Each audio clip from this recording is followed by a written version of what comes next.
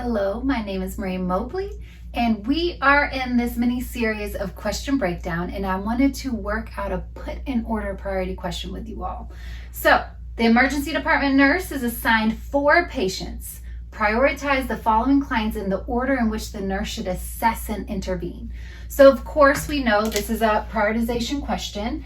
And if you're not familiar with how I tackle these questions, feel free to reference the link to a very in-depth demonstration of how to break down questions. It's very similar to who do you see first, and then we just rank them in order of priority. So just a reminder, you always go to what's unexpected over what's expected, or you always go to a complication versus a manifestation of a disease process, okay? So let's get to the question.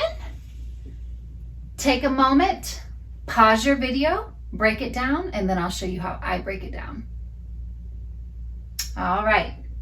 So you have a 28-year-old client diagnosed. You have a diagnosis, right, with DKA.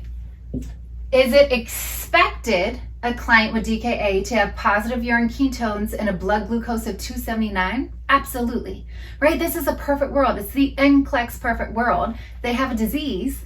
We have the treatment for the disease. So this is absolutely expected. I would start finding what's unexpected first, focus on that, and then come back to what's expected. So next client, 62-year-old client admitted with shortness of breath, new onset confusion, and a pulse oximetry of 84% on 4 liters nasal cannula. We have no diagnoses. We don't know if they're potentially going into respiratory failure. We don't know. But I can say it is never expected for an adult client to have this pulse ox on oxygen administration, right? So we know this is unexpected. Let's hone in. Your problem is always the assessment data your client's presenting to you.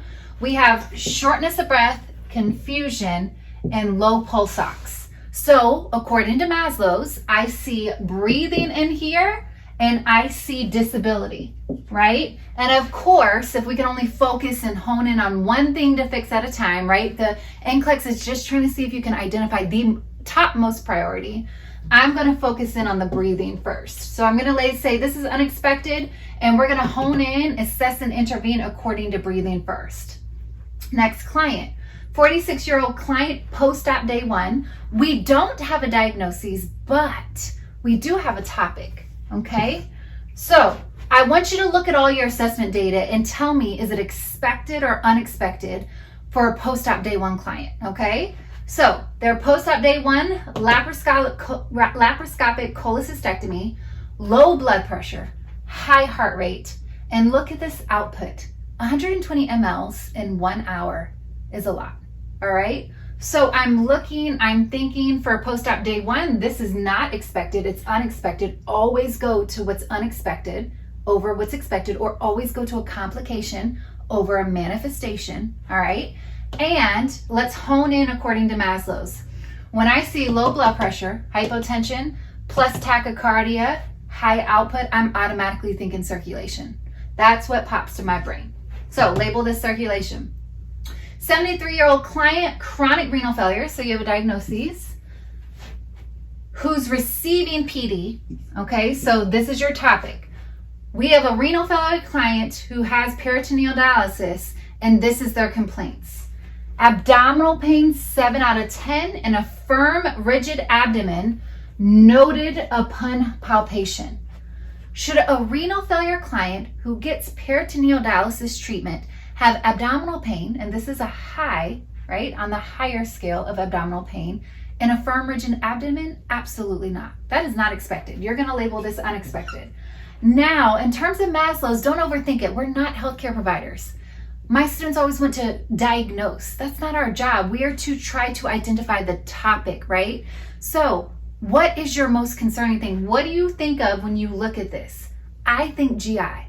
I'm thinking, could this be a perforation? I'm thinking, could this be peritonitis? I'm not going to argue. If you think circulation, I'm here for you on that. It could be some type of circulatory problem, but this one is clear cut. Like, we are hypotensive, we are tachycardic, high output. So I'm just going to label it GI because it could be many things. We need to assess, we need to gather more data to identify the absolute problem, but I definitely know we don't like firm, rigid abdomens, and the pain should be treated sooner than later, right? So this is how I label. I will always go to what's expected last. I'm going to put that as last on my priority. So I would go to A last.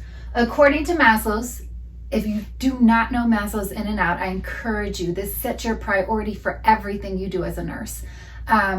Airway is priority. If you don't see airway, look for breathing. If you don't see breathing, look for circulation. You don't see circulation, look for D. Some people say disability. I say decreased level of consciousness or any change in behavior. So I'm just going to go in order of my priority. I'm going to go to my breathing, patient first. I'm going to go address this potential. It's not even a potential anymore. It's a right now circulatory problem. And then I'm going to try to figure out what's going on with this client. Is it a perforated abdomen? Is it peritonitis?